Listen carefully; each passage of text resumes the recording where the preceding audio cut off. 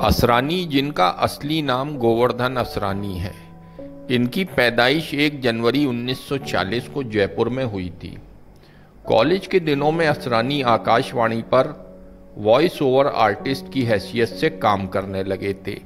यहीं से इनकी रुचि अभिनय और थिएटर में जगी थी। 60 के दशक की शुरुआत में अपने शहर जयपुर के एक थिएटर ग्रुप के साथ जुड़कर असरानी ने एक्टिंग का काकाहारा सीखना शुरू किया था। उसके बाद साल 1963 में असरानी फिल्मों में अपनी किस्मत आजमाने मुंबई आ गए और दिग्गज डायरेक्टर ऋषिकेश मुखर्जी से मिले। ऋषिकेश मुखर्जी ने असरानी को सलाह दी कि अगर एक्टर ही बनना चाहते हो तो पहले ढंग से एक्टिंग की ट्रेनिंग ले लो।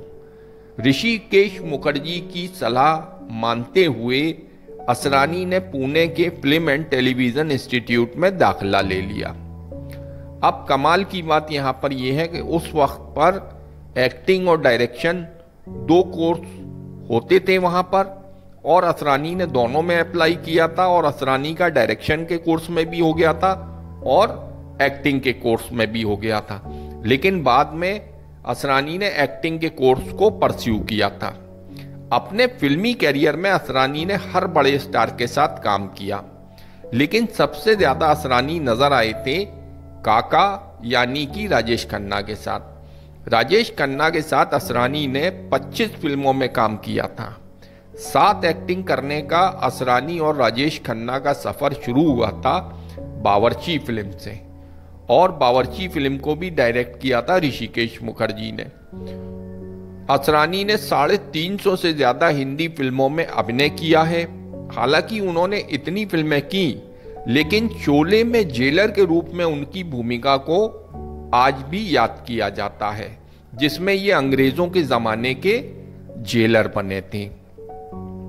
आइए अब आपको ऋषिकेश मुखर्जी और असरानी से जुड़ा एक दिलचस्प किस्सा बताते हैं। हालांकि असरानी ऋषिकेश मुखर्जी को काफी पहले से जानते थे और ऋषिकेश मुखर्जी ने उनको अपनी फिल्म सत्यकाम में भी एक छोटा सा रोल दिया था, लेकिन तब तक असरानी की गाड़ी चली नहीं थी। एक बार जब ऋषिकेश मुखर्जी जया भादुड़ी की तलाश में असरानी के पास आए तो असरानी ने खुद ही इनसे काम मांगना शुरू कर दिया था। इस दिलचस्प किस्से का जिक्र असरानी ने खुद जी टीवी के एक शो में कोमल नहाटा को दिए एक इंटरव्यू में किया था। दरअसल असरानी ने जिस फिल्म इंस्टीट्यूट में एक्टिंग सीखा, उसी इंस्टीट्यूट में जीविका के लिए वो इंस्ट्रक्टर का काम करते थे, और ऋषिकेश मुखर्जी उस फिल्म इंस्टीट्यूट में बतौर लेक्चरर आते थे। असरानी ने बताया था कि ऋषिकेश मुखर्जी आते थे तो मैंने कहा इनका पीछे पड़ जाना चाहिए। मैं उनसे बॉम्बे में भी मिलता था। 1.5-2 साल हो गए थे और वो कहते थे कि फिल्मों में मुझे काम देंगे। मैंने कहा 2.5 साल हो गए, कुछ करता तो है नहीं ये आदमी। एक दिन मैंने देखा कि जीप में ऋषिकेश मुखर्जी आ रहे हैं, गुलजार साहब और कई लोगों के साथ। मुझे बुलाया उन्होंने, तो मैंने सोचा कि आज तो मेरी किस्मत खुल गई, और मैं भागता हुआ ऋषिकेश मुखर्जी के पास गया। उन्होंने आगे बताया कि ऋषिकेश मुखर्जी ने उन्हें सबसे मिलाया तो उन्हें लगा रोल उन्हें ऑफर किया जाएगा, लेकिन तभी ऋषिकेश मुखर्जी ने उनका भ्रम तोड़ दिया था। असरानी ने बताया था, उन्होंने कहा कि नहीं, मैं तुम्हें तो रोल दूंगा ही, पहले ये बताओ कि यहाँ कोई जया भादुड़ी नाम की लड़की है। तो असरानी ने कहा, अरे ये तो उसके लिए आए हैं। असरानी ने उन्हें जया भादुड़ी से मिलाया।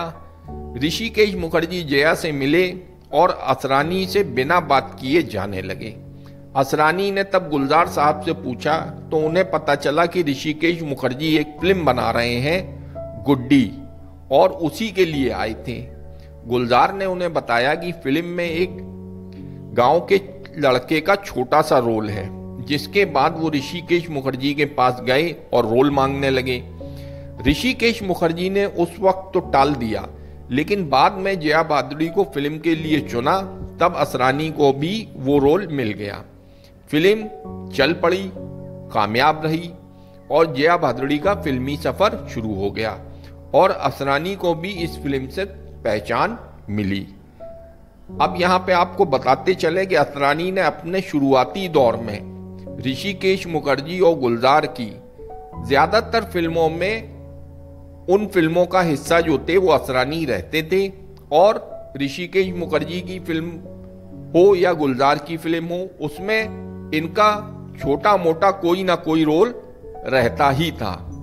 जैसे बावर्ची में ऋषिकेश मुखर्जी डायरेक्टर थे, उसमें असरानी भी थे। इसी तरह गुलजार की मेरे अपने हो, परिचय हो, इन सभी फिल्मों में कहीं ना कहीं असरानी इन फिल्मों का हिस्सा थे। तो शुरुआती दौर में ऋषिकेश मुखर्जी ने और गुलजार ने इनको बार बार अपनी फिल्मों में रिपीट किया, कास्ट किया और फिल्मों में इन्हें काम करने का मौका दिया। तो दोस्तों, ये दिलचस्प किस्सा जो है वो असरानी ने खुद एक टीवी इंटरव्यू में सुनाया।